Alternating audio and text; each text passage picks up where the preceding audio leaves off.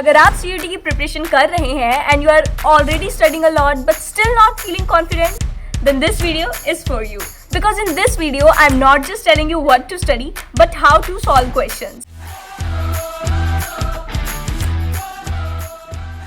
Namaskar everyone, this is Tanya Chawal from Hindu College and today I'll be sharing a practical strategy for domain subjects like Pol Science, Geography and History along with real tricks that actually work. So first things first कि आपकी preparation को focus किस area में करना चाहिए. CUET is something जो आपकी understanding, elimination technique, accuracy and speed पे फोकस करता है. फॉर एग्जाम्पल अगर एक क्वेश्चन है विच ऑफ द फॉलोइंग करके, तो उसमें आपकी अंडरस्टैंडिंग, कंसेप्ट क्लैरिटी, कैसे आप एलिमिनेट करके आंसर तक पहुंचते हैं, ये सब चीज़ें मैटर करती है. Mugging up syllabus, doing hard work solely won't work. ठीक है, आपका मोटिव ये होना चाहिए कि अगर आपको कुछ नहीं भी आ रहा है उस क्वेश्चन में तो आप कैसे आंसर तक जाएंगे. ये चीज़ें सिर्फ प्रैक्टिस से ही बिल्ड होंगी आपकी. सिर्फ रट्टाफिकेशन या सिलेबस कवर करने से कुछ नहीं होगा. You actually need to build your understanding. और वो कैसे होगा? मॉक्स लगाओ. Okay, so let's now come to political science. कुछ टिप्स एंड ट्रिक्स ऐसी होती है जिन्हें फॉलो करके आप अच्छा स्कोर कर सकते हो. So the first one is keyword spotting.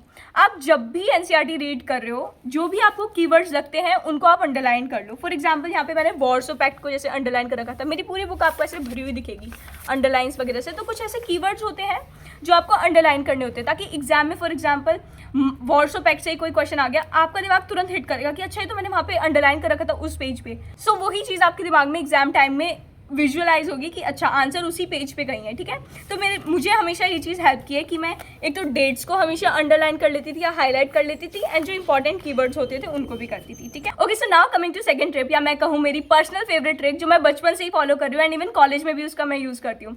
It's like आप जब भी कोई नया टॉपिक पढ़ रहे हो या कुछ भी आप नया पढ़ रहे हो, आप उसे एक्सप्लेन करने की कोशिश करो. या तो खुद को ही आप शीशे में एक्सप्लेन कर सकते हो या कोई भी आपका कोई एक टॉय हो उसको आप एक्सप्लेन करने की कोशिश करो. बिकॉज अगर आप उस चीज़ को अच्छे से एक्सप्लेन कर पा रहे हो देन आपको समझ आया है. इट्स लाइक कई बार मुझे लगता था मैंने अच्छे से पढ़ लिया है टॉपिक को, बट जब मैं उसे एक्सप्लेन करती थी तब मुझे समझ आता था कि नहीं, इसको दोबारा पढ़ने की नीड है. सो इट्स लाइक आप जब भी कोई चीज़ एक्सप्लेन करते हो, इसे कहते हैं टीचिंग मेथड. वो आपके दिमाग में और अच्छे से स्टोर हो रही होती है और आपको और ज़्यादा कंसेप्चुअल क्लैरिटी होती है उसके बारे में. Now let's come to a very common mistake जो बहुत सारे स्टूडेंट्स करते हैं एंड मैंने भी की थी. इट्स लाइक हम सब कुछ पढ़ने की कोशिश करते हैं. फॉर एग्जाम्पल ज्योग्राफी में डू यू नो वाला जो बॉक्स है, इसमें मैंने इस ट्रेन की लेंथ, इसके बारे में सब कुछ मैंने याद कर लिया था, कब आई थी, क्या है, कहाँ से कहाँ तक चलती है, शीनिंग से लहासा तक. बट इसके बारे में कोई क्वेश्चन पहले कभी पूछा नहीं गया. एंड ऐसे ही यहाँ पे जो रशिया का मैप है, मैंने ये भी याद किया था कि यहाँ पे सी ऑफ अखॉट्स है. बजट में हर एक चीज़ एनसीईआरटी को पूरा एक एक वर्ड याद करने की कोशिश करती थी. सो एंड टाइम पे ऐसा नहीं करना है. आपको नए फैक्ट्स नहीं याद करने हैं, आपको PYQ पैटर्न पे ध्यान देना है. अब जैसे PYQs में ऐसे जो क्वेश्चन है अगर बाई चांस आते भी हैं तो या तो वो मैच द फॉलोइंग में आएंगे एंड दिस वॉज ऑल रट्टाफिकेशन. आपको ये आइडेंटिफाई करना है कि किस टाइप के क्वेश्चंस पहले पूछे जा रहे हैं, क्या पैटर्न चलता आ रहा है, अजर्शन रीजन किस टाइप के पूछे जा रहे हैं. बिकॉज अजर्शन रीजन ऐसे क्वेश्चन थे जो मेरे गलत होते ही होते. मैंने उस पर ज़्यादा वर्क किया था. ज़्यादा पढ़ने वाला बच्चा सीट नहीं लेके जाएगा. जिसको smart work plus hard work आता है वो होगा अपने ड्रीम कॉलेज में. तो आपको ये ध्यान रखना है. पॉलिटिकल साइंस में हम लोग एक चीज़ को इग्नोर कर देते हैं. जो सबसे इंपॉर्टेंट की फैक्टर होता है वो है कनेक्टिविटी. पॉलिटिकल साइंस में सब चीज़ कनेक्टेड है बट हम लोग एज इट इज फैक्ट्स को याद करने की कोशिश करते हैं. For example contemporary south Asia में ये लाइन है, the largely non violent movement was led by SPA.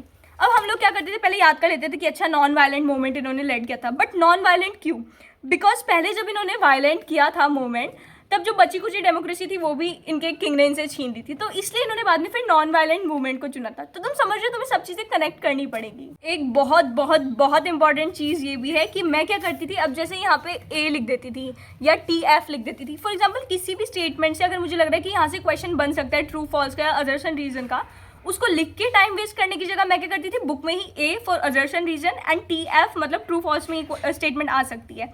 और जहाँ कहीं भी नॉट लिखा होता था मैं उसको ऐसे सर्कल कर लेती थी ताकि जब मैं रिवाइज करूँ अंडरलाइन पॉइंट्स को तो वो चीज़ एकदम से हिट करे कि अच्छा ये नॉट यहाँ पे मैंने सर्कल कर रखा है तो मतलब ये चीज़ नहीं हुई थी. Assertion reason true false. तो आप लोग ये कर सकते हो, टाइम वेस्ट मत करना बिल्कुल भी नोट्स बनाने में. अब क्विक नोट्स बना सकते हो, पॉइंटर्स बिल्कुल छोटे छोटे जैसे 1 पेज नोट हो गए एक चैप्टर के, बट बल्कि नोट्स मत बनाना, मत करना ये गलती. अब हिस्ट्री में सब लोग क्या करते हैं, कहते हैं कि डेड सब्जेक्ट है, रट्टाफिकेशन चाहिए होता है हिस्ट्री. बट नहीं, बहुत गलत अजम्पशन है.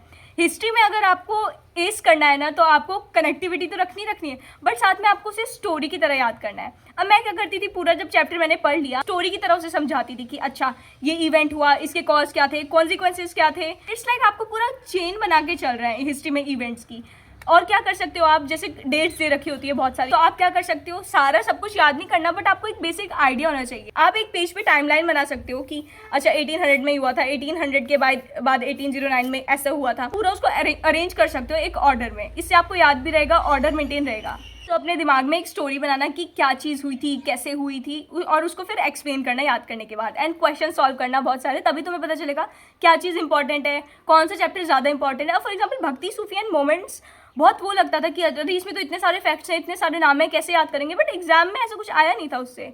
ऑल तो मैंने सब याद कर लिया था, अच्छा ऐसे इनकी दरगाह यहाँ पे है, यहाँ इस टाइम बनी थी ये वो, पर सब आपको नहीं याद करना होता, स्मार्ट वर्क करना है। बार बार वही कह रही हूँ, तो क्वेश्चन सॉल्व करो और आइडेंटिफाई करो कि कहाँ से क्वेश्चन पूछ रहा है। Now coming to my all time favourite, geography. Geography एक ऐसा सब्जेक्ट है जो आपका स्कोर बूस्ट कर सकता है इफ डन स्मार्टली। अब ज्योग्राफी में हम लोग देखते हैं कि बुक्स में काफी सारे मैप्स दिए गए होते हैं जो हम इग्नोर कर देते हैं कि अच्छा मैप है, क्या करना है, ये मैप के पेजेस को हम लोग ऐसे इग्नोर करके चलते हैं। बट इट्स लाइक कि आप मैप्स को विजुअलाइज करो। अब ये मैप है, यहाँ पे मैंने इधर लिख रखा है कि अच्छा यहाँ पे शुगर केन मिलता है, यहाँ भी शुगर केन मिलता है, मैंने इसको सेपरेटली यहाँ पे लिख रखा है, बिकॉज नीचे वाला तो हम पढ़ते नहीं है, जनरली इग्नोर कर देते हैं, तो मैंने बकायदा उस पर लिख रखा है कि हाँ अच्छा शुगर केन मिलता है। अब एग्जाम में जैसे शुगर केन आएगा, मेरे दिमाग में अब भी मैं ऊपर देख रही हूँ तो चीज़ें विजुअलाइज हो रही है कि अच्छा इस बेल्ट को हाईलाइट कर रखा है, यहाँ शुगर केन है, इधर साइड शुगर केन है। तो इट्स लाइक कि आपकी जो विजुअल मेमोरी होती है वो बहुत अच्छे से वर्क करती है, उसको आपको यूटिलाइज करना है, मैप्स का बहुत अच्छे से यूज करना है। ठीक है, मैप्स को विजुअलाइज करो कि अच्छा ये वाला जो मिनरल है ये किधर मिलता है, मैप में इस साइड बना हुआ था, अच्छा तो ये इस बेल्ट पे मिलता है, या कोस्टल एरियाज में मिलता है। ये चीज़ आपको विजुअलाइज करनी है, रटना नहीं है कि अच्छा आयरन इधर मिलता है, ये इस कोस्ट पे मिलता है, ये उधर मिलता है, भूल जाओगे एग्जाम में, पूरा सब कुछ मिक्स हो जाएगा। फॉर एग्जाम्पल तुम कुछ भी मिनरल याद करो कि वो कहाँ मिलता है, उसके साथ एक रीजन भी याद कर लो कि अच्छा क्यों वहाँ पे ऐसा क्या जियोलॉजिकल फैक्टर हुआ था, या क्या ऐसा रीजन है कि वो वहीं पे पर्टिकुलरली मिलता है। अब मैं उसको अच्छे से लिख लेती थी। और एक चीज़ और मैंने बताया था ना कि हे चिड़िया प्लीज़ आप चुप हो जाइए। एक चीज़ और मैंने तुम्हें बताया था ना कि विजुअल मेमोरी हमारी बहुत अच्छी काम करती है। तो मैं क्या करती थी कि जहाँ कॉपर मिलेगा वहाँ यूरेनियम मिलेगा, तो मैंने कॉपर लव यूरेनियम लिख रखा है, आयरन लव मैंगनीज लिख रखा है। सो इट्स लाइक अगर तुम ऐसे विजुअलाइज करोगे, कुछ ना कुछ ऐसा फ्लो चार्ट या फन फैक्टर या कुछ भी ऐसा तुम डाल दोगे, तो तुम्हें चीज़ें अच्छे से याद रहेंगी। अनदर इंपॉर्टेंट थिंग इज कि 1 पेज नोट्स तुम ज्योग्राफी के बना सकते हो।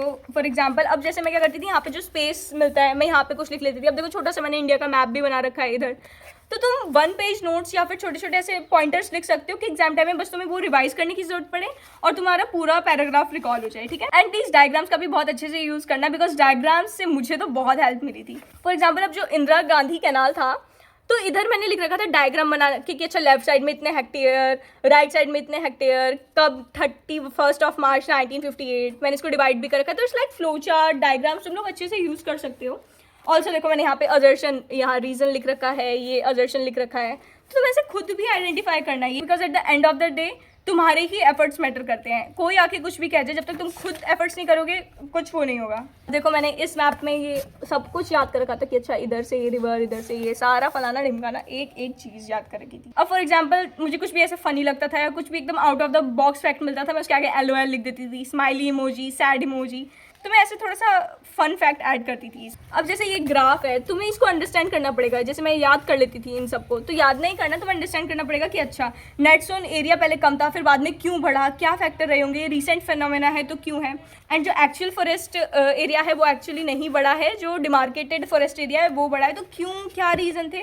तुम्हें देखो रटना सब चीज़ नहीं होती, उसके पीछे का रीज़न भी याद करना। ठीक है, काफ़ी नॉस्टैल्जिक फील हुआ जब मैंने अपनी बुक्स उठा के देखी कि अब रैंडम पढ़ाई करने का टाइम जा चुका है, स्ट्रक्चरल पढ़ाई तुम्हें करनी पड़ेगी अब। एंड लास्ट में गोल्डन टिप ये देना चाहूंगी कि जो भी तुम पढ़ रहे हो, थोड़ा सा पढ़ रहे हो बेशक से, but at the end of the day तुम बेशक से 15 मिनट रिवाइज करो, बट रिवाइज जरूर करो, क्योंकि तुम अगर सोने से पहले उस चीज़ को रिवाइज करोगे ना तो वो तुम्हें सुबह अच्छे से याद रहेगा। मेरे साथ ऐसा हुआ है, एक चैप्टर था जो मैंने बिल्कुल रात को पढ़ा है, बिल्कुल रात को ही पढ़ा है, उसको बस एक बार पढ़ के दोबारा से फटाफट से स्किम कर लिया मैंने, और मैं सो जाती थी, सुबह तक सब याद हो जाता था। तो रिवीजन करना है, रिवीजन बिल्कुल मत छोड़ देना, बिकॉज वो मेक और ब्रेक रहेगा तुम्हारे लिए। क्वेश्चन सॉल्व करने में कंजूसी बिल्कुल मत करना, बिकॉज सिर्फ पढ़ाई करने से आपको अपना ड्रीम कॉलेज नहीं मिलेगा।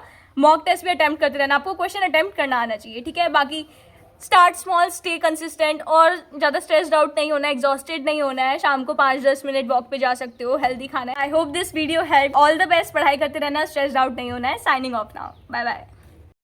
यूज़ करती हूँ। आपने जो, अरे यार चिड़िया प्लीज़ मुझे बोलने दो। कागा रे मोरे इतनी अरज तो से प्लीज़ चले जाओ यहाँ से।